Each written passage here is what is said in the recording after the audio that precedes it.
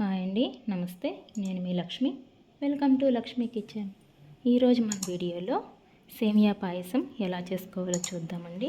చాలా సింపుల్గా, టేస్టీగా, చాలా బాగుంటుంది.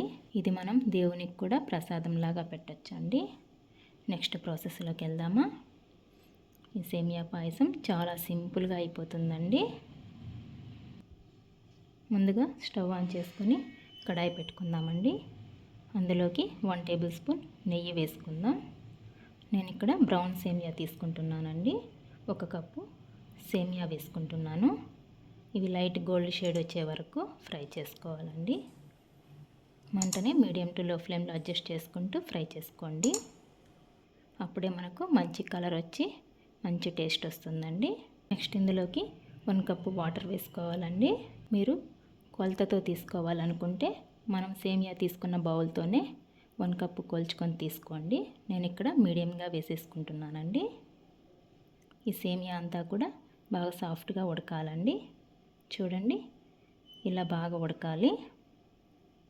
నెక్స్ట్ ఇందులోకి షుగర్ వేసుకుంటున్నానండి. మనం సేమియా తీసుకున్న కప్పుతో అయితే 1/2 కప్పు వేసుకోండి. నేను ఇక్కడ మితంగా వేసేసుకుంటున్నాను. ఇదంతా కూడా బాగా కరిగేంత వరకు కలుపుకుందామండి. నెక్స్ట్ ఇందులోకి 2 ఇలాచీ దంచి వేసుకుంటున్నానండి. ఇలా సేమియా అంతా కూడా బాగా దగ్గర పడుతుంది. నేను ముందుగానే పాలు కాచి పక్కన పెట్టుకున్నానండి. ఆ పాలు వేసేసుకుంటున్నాను. నెక్స్ట్ మరో స్టవ్ మీద చిన్న కడాయి ఒకటి పెట్టుకొని 1 టేబుల్ స్పూన్ నెయ్యి వేసుకొని జీడిపప్పు, ఎండు ద్రాక్ష ఫ్రై చేసుకుందామండి. ఇవి లైట్ గోల్డ్ షేడ్ వచ్చే వరకు ఫ్రై చేసుకోవాలి. ఇలా ఫ్రై అయితే సరిపోతుందండి. ఇప్పుడు ఈ డ్రై ఫ్రూట్స్ అంతా కూడా ఈ సేమియా పాయసంలో వేసేసుకుందాం.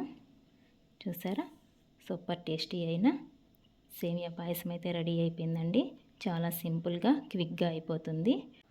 మీరు ఒకసారి ట్రై చేయండి. మీకు ఎలా వచ్చిందో కామెంట్ చేయండి. నా వీడియోస్ కనుక మీకు నచ్చినట్లయితే ప్లీజ్ లైక్ చేయండి. మీ ఫ్రెండ్స్ అండ్ రిలేటివ్స్కి షేర్ చేయండి. మరిన్ని కొత్త వీడియోస్ కోసం మన ఛానల్ని సబ్స్క్రైబ్ చేసుకోండి. థ్యాంక్స్ ఫర్ వాచింగ్ అండి.